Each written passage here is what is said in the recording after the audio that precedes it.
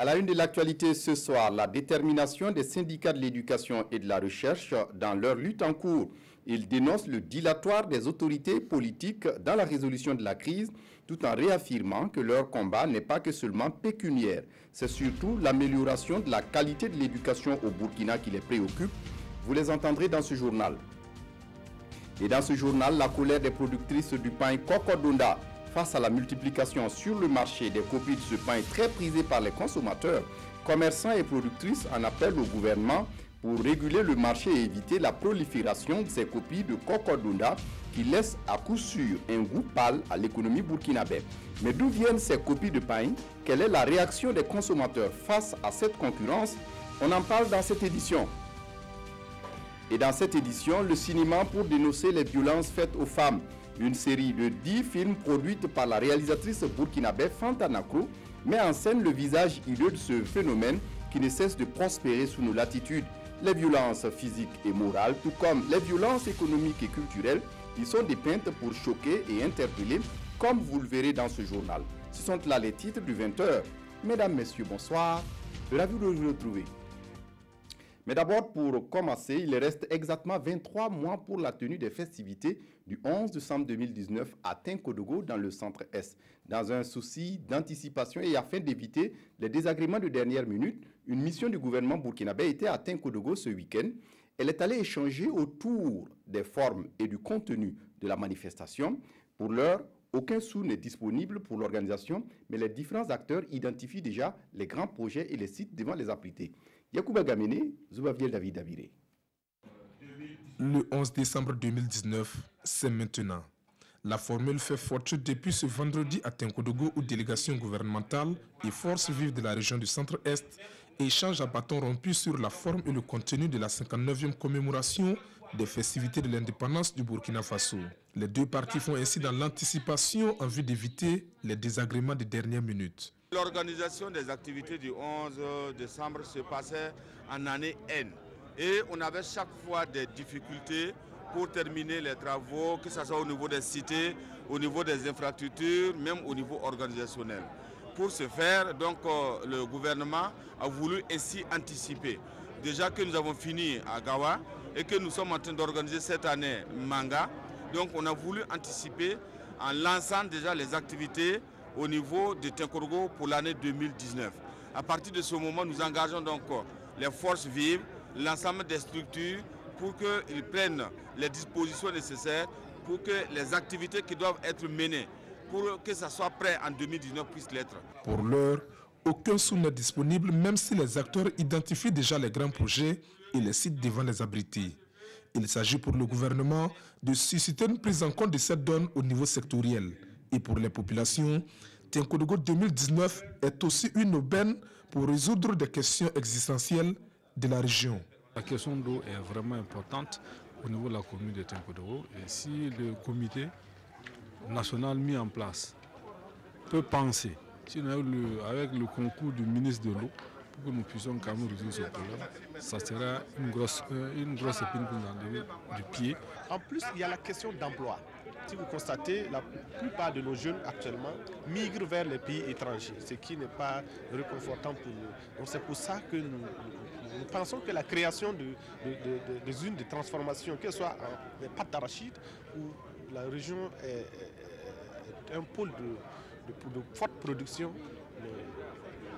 d'arachide, il y a aussi la tomate, qui n'est pas une petite chose. Et si tout ça s'est fait, nous pensons avoir fait quelque chose à l'occasion de cette fête de 11 décembre. La rencontre a également permis aux parties de s'accorder sur les tronçons abitumés pour désenclaver la région. Les provinces auront leur part d'infrastructures et la ville de Pouitenga bénéficiera d'une cité futuriste, foi du ministre Dieudonné Bonani. Dans l'actualité ce soir, les syndicats de l'éducation et de la recherche ne sont pas contents de la sortie médiatique du Premier ministre à propos de la crise que traverse actuellement le monde de l'éducation. Selon ces syndicats, leur combat n'est pas que seulement pécuniaire, c'est surtout l'amélioration de la qualité de l'éducation au Burkina qui les préoccupe. Et ils vont plus loin en insistant sur le fait que tout n'est pas perdu dans l'année scolaire en cours. Vincent Tiendrebego. Face à la presse, la Coordination nationale des syndicats de l'éducation fait le point de ses négociations avec le gouvernement sur leur plateforme revendicative. Une plateforme formulée depuis début octobre et à laquelle le gouvernement n'a pas aussitôt accordé une attention, selon les conférenciers. Depuis le 5 octobre 2017, date de dépôt du premier préavis, le gouvernement a décidé de laisser pourrir la situation avec le secret, mais en vain espoir que les populations se soulèvent contre la lutte. C'est devant la tournure désavantageuse pour lui, avec l'adhésion massive des travailleurs de l'éducation nationale et de la recherche et la compréhension des dites populations qui ont désapprouvé cette tergiversation, que celui-ci a tenté la dernière manœuvre du 9 janvier dernier, consistant à jeter en pâture les personnels en lutte. Les grévistes n'apprécient pas favorablement la dernière sortie médiatique du Premier ministre. Paul Kabatieba, qui avait chiffré l'incidence financière de leurs revendications à 50 milliards de francs CFA par an. Une manière, selon eux, de casser la lutte. Ces propos sont tenus alors que la coordination n'a jamais reçu d'évaluation chiffrée de ces revendications qu'elle a pourtant réclamées. La coordination ne sait d'ailleurs à quel point de revendications les 50 milliards sont affectés. Si l'ensemble des points de notre plateforme qui met en avant les questions de l'accès, de la qualité du système éducatif et de la valorisation de la fonction enseignante n'est évalué qu'à ce montant, cela met en exergue le peu d'importance accordée à l'éducation. En outre, nulle part dans la plateforme, il n'est question de statut autonome. Wendy Amzongo et ses camarades l'affirment, on peut encore sauver l'année scolaire s'il parvenait rapidement à un accord avec le gouvernement. En attendant cet accord, enseignants et enseignantes restent vent debout. Et avant de poursuivre cette interrogation, qui est le médiateur du FASO, quel est son rôle et son champ d'action? Pour apporter des éclairages, c'est la patronne de l'institution elle-même qui répond aux questions à Ouroudara dans le Kénédougou. Sarah Sérémé a animé donc une conférence publique sur son institution qui se veut l'interface entre l'administration publique burkinabé et les citoyens. Le résumé avec Drissa Traoré et Rachid Sawadgo sur place à Bobo-Dioulasso. Toute personne vivant au Burkina Faso peut faire recours au médiateur du Faso. Pour véhiculer cette information auprès des populations, Sarah Sérémé est dans le Kénédougou. Occasion pour elle de présenter et faire connaître son institution dans cette partie du Burkina Faso. Nous avons vu quand même qu'il y a un engouement dans la recherche de connaissances de l'institution. Et nous avons quand même remarqué qu'il y avait une méconnaissance aussi totale de l'institution. Et donc cela nous interpelle à continuer dans notre lancée pour mieux faire connaître l'institution et montrer aux populations cet instrument qu'ils peuvent utiliser pour défendre leurs droits. Dans les échanges avec les populations locales sur le rôle et le champ d'action du médiateur du Faso, les intervenants n'ont pas hésité d'aborder la situation qui prévaut actuellement dans le monde éducatif. J'inviterai le médiateur du Faso à s'autosaisir, comme il a dit, la question des syndicats. Mais je sais qu'aujourd'hui, il y a un langage de sourds entre l'administration, à savoir le ministère de l'Éducation nationale, ainsi que celui de la fonction publique et les différents syndicats. C'est déjà le cas, nous sommes déjà sur cette autosaisine. Tant qu'il y a un dysfonctionnement de l'administration quelque part, et tant que la paix sociale aussi peut être troublée quelque part, le médiateur du Faso peut même s'autosaisir, même si l'institution n'était pas saisie. Le médiateur s'autosaisit d'office de cette question dès qu'il le juge nécessaire. Alors je pense que cette crise nous interpelle tous les Burkinabés. La présence du médiateur du Faso dans la cité du Verger rentre dans le cadre de sa tournée dans l'ouest du Burkina. Après Ouroudara, Sarah Sérémé et son équipe sont attendus à Banfoura et à Niangologo.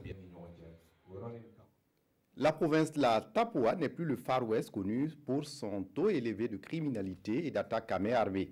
Un changement à mettre à l'actif des forces de défense et de sécurité, mais aussi au Congo.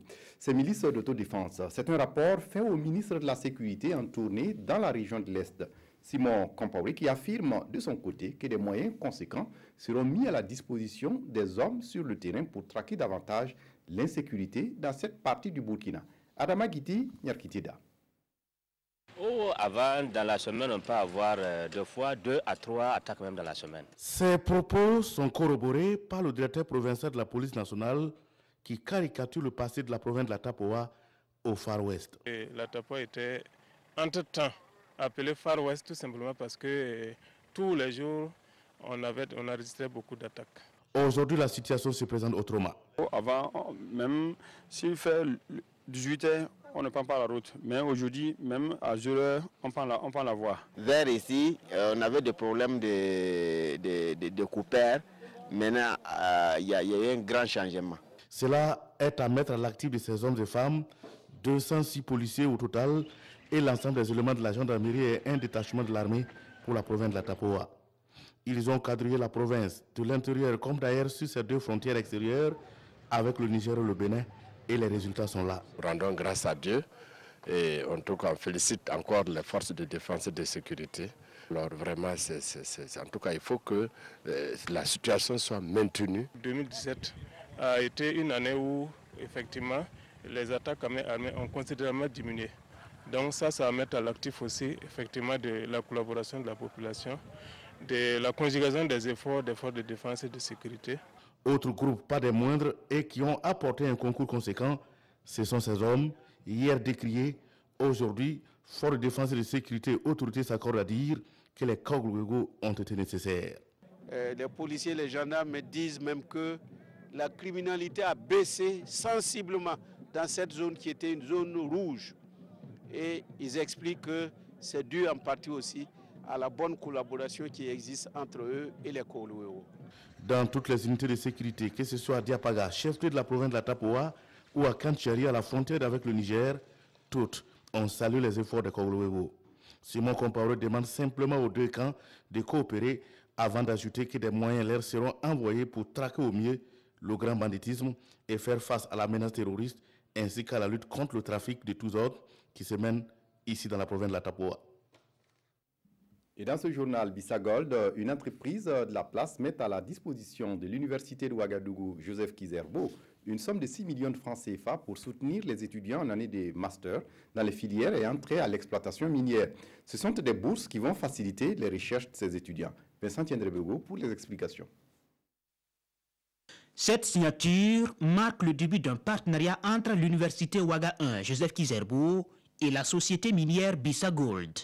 Un partenariat qui débute avec une somme de 6 millions de francs CFA que Bissa Gold met à la disposition des étudiants en année de master dans les filières qui ont trait à la gestion minière. Nous voulons remercier Bissa Gold parce que les diplômés que nous allons sortir de cette université dorénavant vont répondre réellement aux attentes de toutes les entreprises du Burkina Faso, plus spécifiquement les sociétés minières. Surtout les remercier à travers certaines actions, le don des bourses, que vous avez vu, qui vont mettre les étudiants dans de bonnes conditions. Ce partenariat permettra désormais à ces étudiants de renforcer leurs compétences à travers des stages pratiques sur le site de Bissa Gold. Les étudiants, pour pouvoir soutenir son mémoire, forcément doivent avoir une institution qui accepte l'accueillir, qui soit souvent ils ont des bons thèmes, mais malheureusement, il n'y a pas de site d'accueil. Donc nous sommes en train de créer ce cadre-là pour permettre aux étudiants de pouvoir en tout cas sur 3 mois, 6 mois, en tout cas passer chez nous là pour en fait faire des stages. Nous avons justement des spécialistes sur le site et nous pensons qu'on peut mettre à contribution ces différents spécialistes pour partager leur expérience avec les étudiants et aussi pourquoi pas avec les professeurs qui sont à l'université. Chaque année, des bourses seront octroyées à ces étudiants. Pour ce faire, une commission d'attribution des bourses Bissa Gold sera bientôt créée et comprendra des membres venant de l'université, de Bissa Gold et de la presse. La digue du barrage de Koubri, dont la dégradation avait défrayé la chronique il y a peu, sera rétablie dans 4 mois. Les travaux de réhabilitation sont en cours et le ministre en charge de l'eau, qui avait fait la promesse de réhabiliter cet ouvrage, ne pouvait cacher sa joie ce vendredi à l'occasion d'une visite sur le terrain. Konsoum Koulibaly, Zalissa Sanfo. Elle avait cédé il y a de cela 4 mois et avait plongé les populations de Koubri entre crainte, désespoir, angoisse et questionnement. Aujourd'hui, c'est un vieux cauchemar. la digue du barrage de Koubri est reconstruite. Le ministre en charge de l'eau est ici pour constater de visu l'état d'avancement des travaux et satisfecit total. C'est une des rares fois où on a pu de façon spontanée restaurer un ouvrage de cette envergure. Aujourd'hui, en fait, le barrage est reconstruit. Ce que nous appelons barrage là, c'est les digues là, c'est fait, c'est couronné, c'est-à-dire qu'on a fini. C'est comme si vous construisez une maison et vous avez mis le toit. C'est-à-dire qu'à tout moment, si l'eau vient, vous pouvez vous abriter. Aujourd'hui, s'il pleuvait même demain, le barrage reprenait de l'eau. L'or bleu va encore couler à Koubri. Et le soulagement de ceux qui exploitaient ce barrage est aussi total. La vie va enfin reprendre son cours là où elle s'était arrêtée. Je suis très dépassé par cette joie de voir cette réalisation aujourd'hui. Je disais tout à l'heure que quand la digue a cédé, nous étions impuissants de voir la vie partir. Le barrage était pour nous comme une dimension qui nous aidait à vivre la seconde dimension de notre charisme qui est pris et travail, ora et labora. Nous prions à l'église, la chapelle est toujours là, mais le barrage nous aidait à réaliser cette deuxième dimension qui était le travail. Plus heureux que moi, il y en a même plus aujourd'hui. Je suis très content. Ce soir, il pleuvait. Demain matin, les producteurs de fruits et légumes pour en tout cas lui prendre leur arrosoir pour chercher à gagner leur pain. Dans un mois, l'entreprise promet, le barrage pourra être réceptionné. Sa réhabilitation a coûté le demi-milliard de francs CFA à l'État burkinabé. Comment combler le gap dans le déficit céréalier cette année au Burkina Faso? Le ministère de l'Agriculture réfléchit à une solution au problème. Ce vendredi 12 janvier, le ministère a convié tous les acteurs concernés pour faire le point de ce qui n'a pas marché et dégager des stratégies pour la suite. Le point avec Zalissa Sanfo. Les acteurs du monde agricole sont ici en quête de stratégies et de solutions durables pour l'atteinte de l'autosuffisance alimentaire au Burkina Faso. C'est un secret de polichinelle, la campagne agricole 2016-2017 est déficitaire. Réunis ici, ces acteurs réfléchissent à des mesures pour que cette situation ne se répète plus. Nous attendions 5 800 000 tonnes et finalement c'est 4 552 000 tonnes que nous avons eu comme résultat prévisionnel, ce qui a mobilisé le gouvernement à prendre des actions pour résoudre un tant soit peu cette question sur la crise alimentaire et nutritionnelle. Les modes de productivité et de consommation seront revus au cours de cette séance de travail. Et à partir de cette année, le gouvernement burkinabé s'engage à accompagner plus les agriculteurs. Nous avons pris l'engagement d'accompagner la production de saison sèche. Ça, c'est un premier élément qui a été fait. Et de mettre à la disposition des producteurs tous les intrants nécessaires à l'accroissement de la production, les semences améliorées, les engrais minéraux, les engrais organiques et l'accompagnement nécessaire en matière d'agriculture. D'ores et déjà, l'aménagement de plus de 5 000 hectares de bas-fonds et la réalisation de 4 000 hectares de périmètres irrigués sont annoncés pour accompagner les producteurs et améliorer la productivité. Cette concurrence déloyale dénoncée par les productrices du pain Kokodunda, ce pain artisanal qui a la cote actuellement sur le marché burkinabé, eh bien, des copies du pain produites industriellement inondent présentement le marché burkinabé. D'où viennent ces copies de pain? Quelle est la réaction des consommateurs face à cette concurrence? Élément de réponse avec Ismaël Sirima. À première vue, il s'agit là du pain Kokodunda, estampillé 8 mars. Mais ne vous méprenez pas, ce pain n'est qu'une copie industrielle de l'authentique. Nous sommes ici au grand marché de Ouagadougou et depuis quelques jours, de faux Kokodunda se retrouvent ici dans les rayons. Cette année-là, bon, Kokodunda, bon, nous aussi on a vu ça comme ça aussi. Voilà, on est rentré dedans aussi, on vend, ça va, on s'en sort quand même. Bon, non, on vend ça, les pièces là, ça fait 12 500 qu'on vend. 12 500.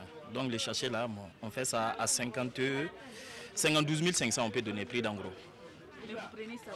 Bon, ça vient du bobo.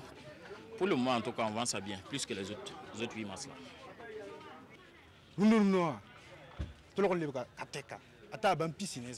Il y a une multitude de pains 8 mars cette année. À ce jour, j'ai compté une vingtaine. Cette diversité ralentit beaucoup les ventes et dévalorise le pain du 8 mars. Une concurrence qui passe mal auprès des productrices du Cocodonda. Madame Sissé, ici en pleine activité de teinture, est l'une d'elles.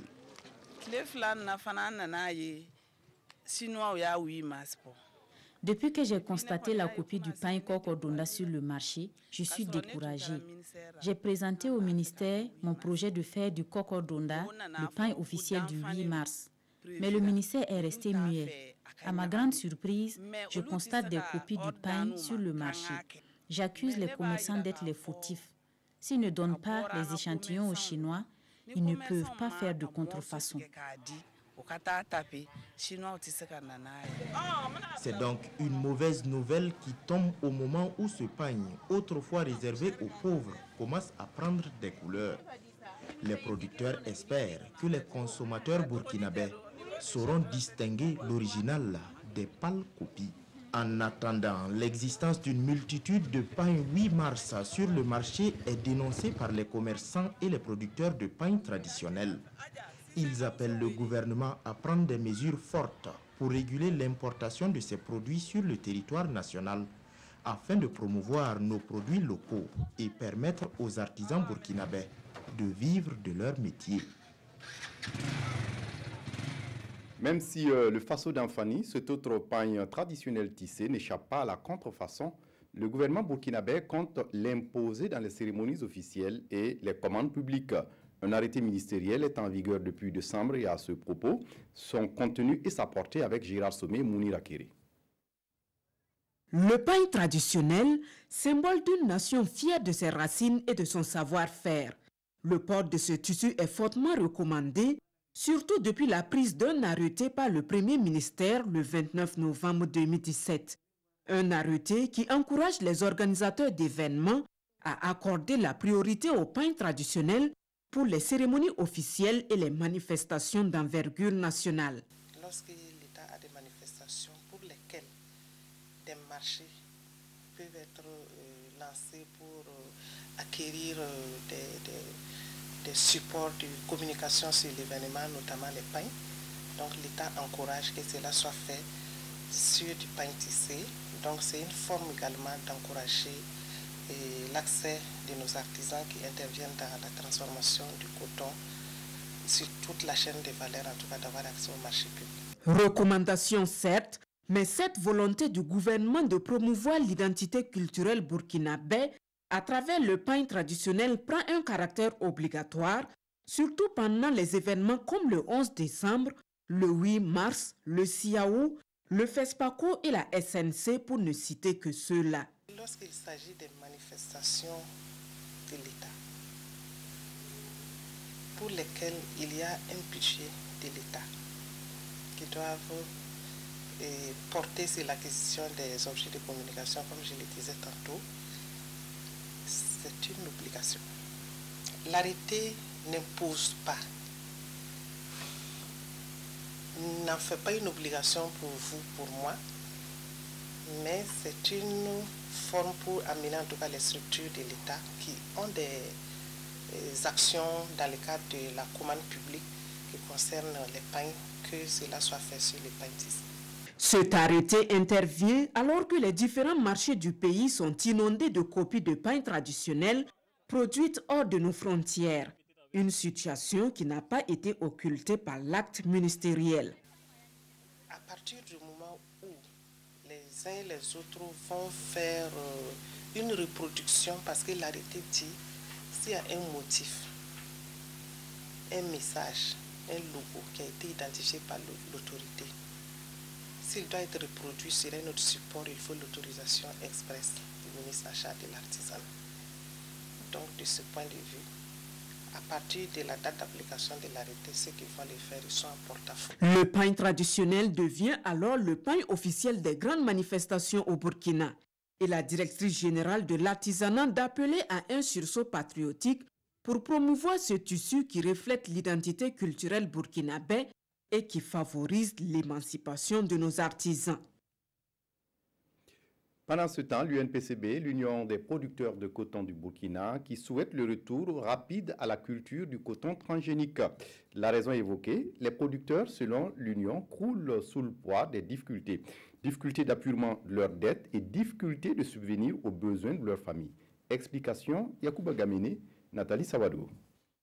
Les cotonculteurs du Burkina Faso demandent un retour à la culture du coton BT. Selon les conférenciers du jour, 90% des producteurs de l'or blanc n'ont pas pu honorer leurs dettes depuis que le pays a décidé de promouvoir uniquement la culture du coton conventionnel. On a toujours crié que le coton est l'or blanc du Burkina Faso. Aujourd'hui, il est devenu le diable. Et pourquoi ça? Parce qu'il y a de l'anarchie. Il y a quelque chose qui ne dit pas son nom. Le protocole d'accord Monsanto-Sofitex, ça a été bien signé.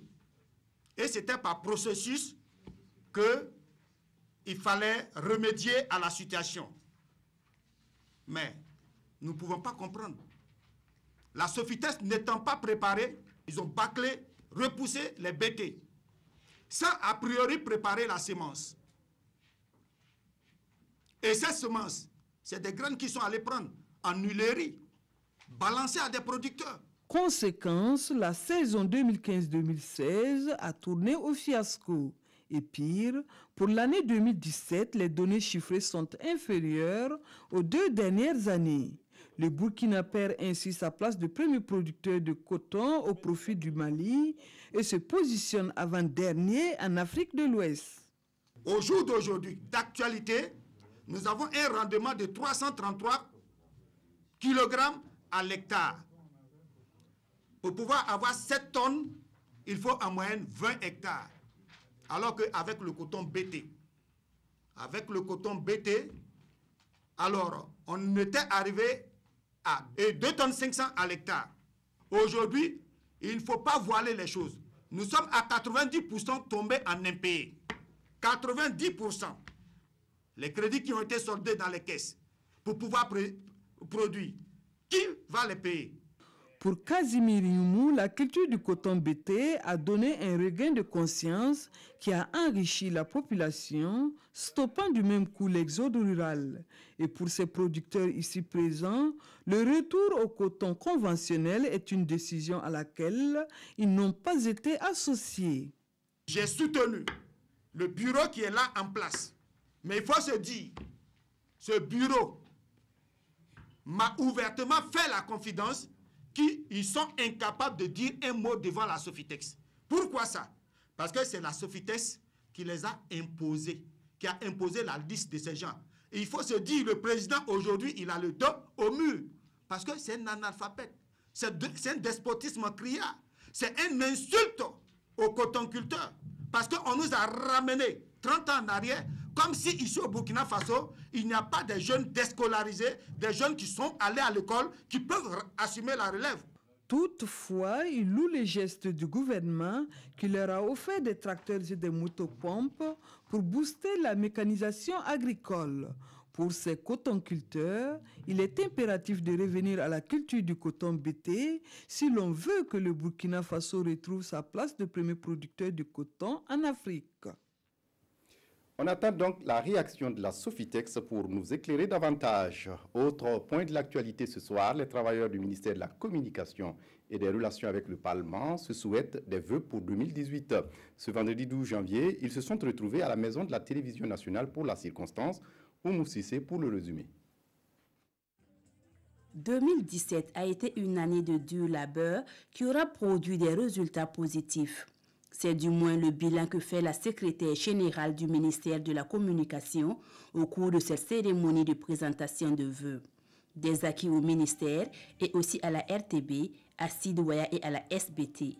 Organiser convenablement les 10e UACO, nous avons conduit le processus de passage à la télévision numérique de terre. Pour le ministre Rémi Fulgence Dandjinou, ces acquis sont le fruit d'un engagement collectif soutenu. Nous devons travailler à ce que la communication de notre pays soit plus porteuse de notre développement, que les indices pour la liberté d'expression de presse que notre pays a acquis par la lutte des différentes personnes soient maintenus et renforcés, et que nous ayons une presse qui soit à la fois plurielle, indépendante, mais qui soit une presse aussi responsable en ce qui concerne notamment le choix de ce que nous appelons l'intérêt collectif et qui est un élément parfois difficile à obtenir. C'est également le lieu pour dire au revoir à 25 de ces agents admis à la retraite. Des retraités qui relatent ici leur parcours et prodiguent des conseils aux plus jeunes. Le message que je donne à la jeunesse, à ceux-là que je laisse, c'est d'être assidu au travail, de tendre vers la perfection, de ne pas seulement être des utilisateurs de leurs outils, mais de posséder leurs outils. Le principe du journalisme, c'est quoi? C'est toujours la vérité, rien que la vérité. C'est toujours les faits. Parce que quand vous êtes en journalisme, les commentaires ne sont pas en général admis dans la conduite, par exemple, de votre reportage. Vous pouvez faire des commentaires, mais en ce moment, on dit que c'est un commentaire d'un tel qui n'engage que lui. Mais quand vous faites un compte-rendu, quand vous faites un reportage, faisons en sorte que nous puissions dire, n'y voir que les faits. Ces retraités repartent ainsi les mains chargées de cadeaux de leur désormais ancien service. Que du bonheur de retrouver des aînés qui nous ont donné envie de pratiquer cette profession. À l'étranger, des femmes dans les tribunes d'un stade de foot en Arabie Saoudite, c'est un événement. Il a eu lieu vendredi à Jeddah. C'est peut-être incroyable, mais c'est bien une première. Regardez. Pour la première fois en Arabie Saoudite, des femmes ont pu assister ce vendredi à un match de football depuis les tribunes d'un stade à Jeddah. Presque une révolution dans le royaume wahhabite qui interdit la mixité dans les lieux publics. Seules ou accompagnées de leur famille, près de 300 femmes ont rejoint les places qui leur étaient réservées dans le stade pour leur plus grand bonheur. Les garçons et les filles sortent un peu de la maison et se déconnectent d'Internet de ces femmes. Sinon, ils restent à la maison sans rien faire. Il y a peu d'événements comme cela. C'est mieux pour eux de sortir un peu, de respirer l'air libre, d'interagir un peu avec les gens. Cette soirée est le dernier exemple de la volonté de modernisation et d'ouverture sociétale affichée par le prince héritier Mohamed Ben Salman. Petit à petit, quelques restrictions imposées aux femmes sont levées. En juin prochain, elles seront autorisées à conduire. C'est pourquoi s'est tenu ce jeudi à Jeddah le premier salon automobile réservé aux femmes. Le combat de la réalisatrice burkinabé Fanta Nakro, celui contre les violences faites aux femmes. Elle vient de boucler une série de films sur ce phénomène qui gangrène nos sociétés. Ce sont des courtes histoires basées sur des faits réels, mais aussi des témoignages pour interpeller, voire dénoncer le silence autour du sujet. En avant-première, la série a été présentée ce jeudi au public au ciné Burkina. Zalissa Sanfo a suivi la projection pour nous, compte rendu. La spoliation des biens des veuves, les abus sexuels, le lévira, le mariage précoce et ou forcé. Bref, les violences sexuelles, physiques et culturelles faites aux femmes, dépeintes dans une nouvelle série de Fanta Regina Nakro. Cette série intitulée 10 films pour un combat est inspirée de faits réels.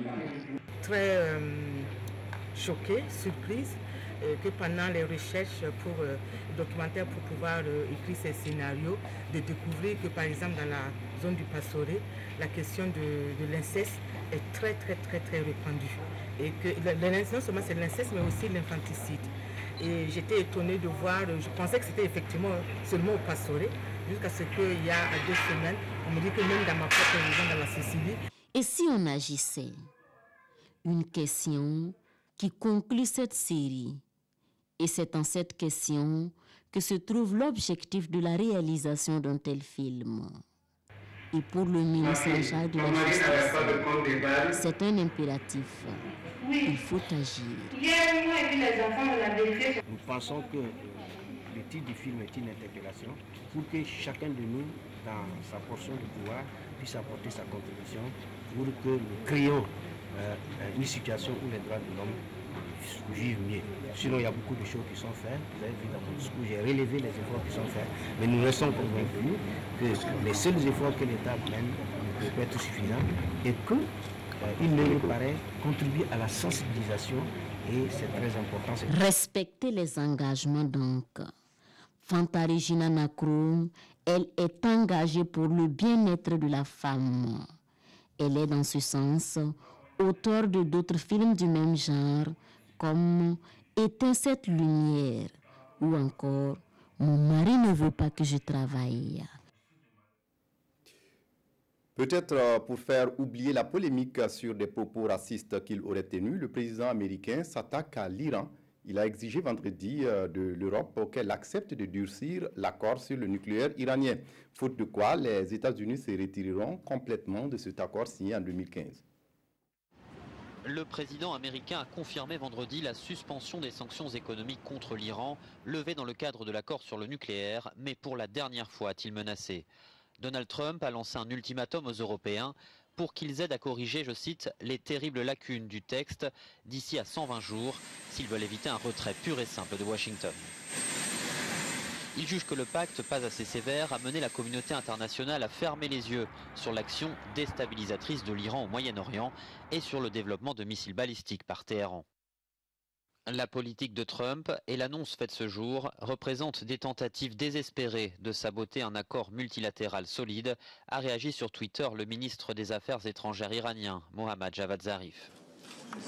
Réunis jeudi à Bruxelles, les Européens avaient de nouveau fait bloc autour de l'accord de Vienne, rappelant que l'Agence internationale pour l'énergie atomique confirme régulièrement son respect par Téhéran. Et puis un mot de politique avant de refermer ce journal, le championnat de foot africain des locaux. Le Maroc a battu ce soir en match d'ouverture de ce championnat la Mauritanie par 4-0. C'est tout pour ce journal, l'édition unique de ce samedi. Merci de votre attention. Très bonne suite de programme sur la RTB. Au revoir.